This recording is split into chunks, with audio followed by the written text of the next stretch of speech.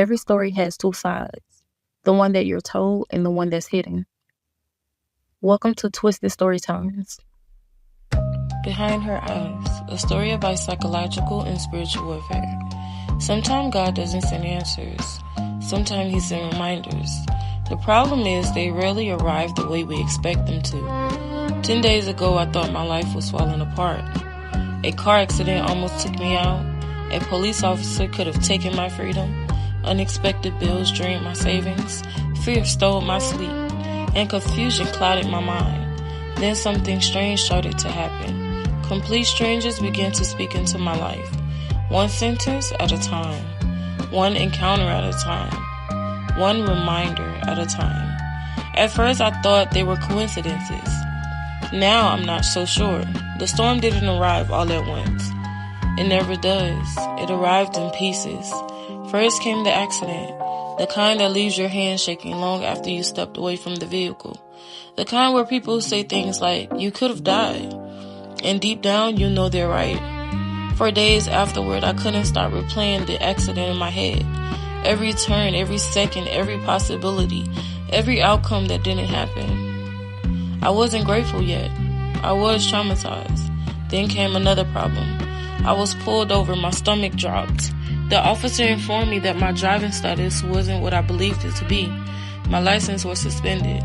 And in that moment, all I could think about was the consequences.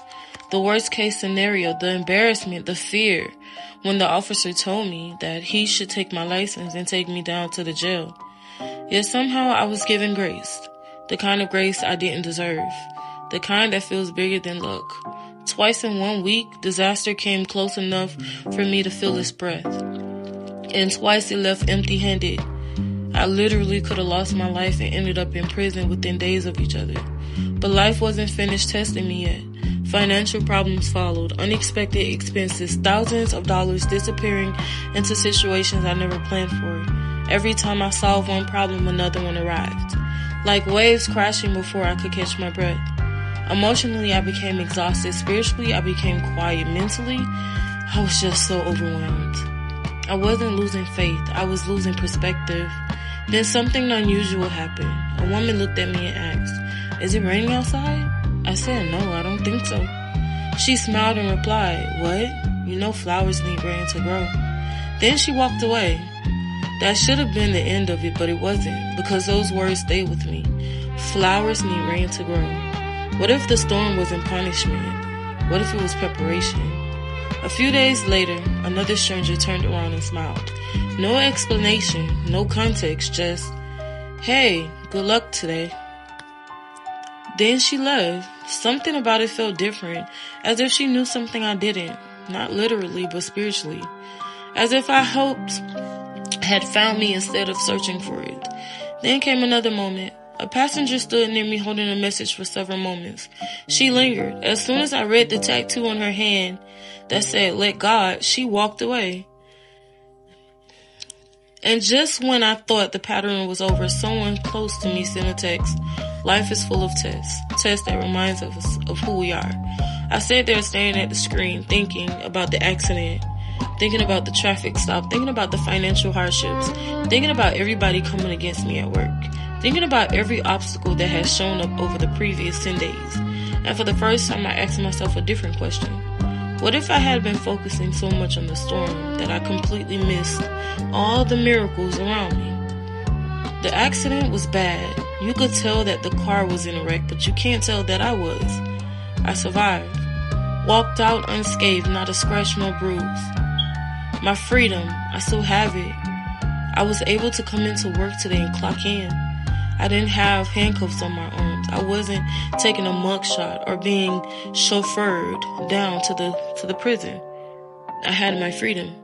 The strength that carried me, the people who encouraged me, the reminders that found me. Maybe the story wasn't about what almost happened. Maybe the story was about what didn't happen. Maybe the blessings wasn't arriving. I figured it had been protecting me the entire time. That's when everything changed. Not my circumstances directly, but my perspective. And sometimes that's where faith begins. Not where the storm ends, but when you realize you're standing in the middle of it. Sometimes the greatest miracle isn't the blessing we receive, it's the disaster we never experienced. God spared my life. God spared my freedom. And although the financial hardship came, God provided me with the resources I need to handle it. When life becomes overwhelming, it's easy to focus on what went wrong. But faith often grows when we stop asking, why is this happening to me? And start asking, what has been protecting me through it? Because sometimes the signs we're praying for aren't hidden. They're already around us.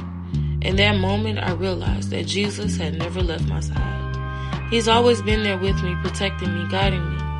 He was the light at the end of the tunnel and still is.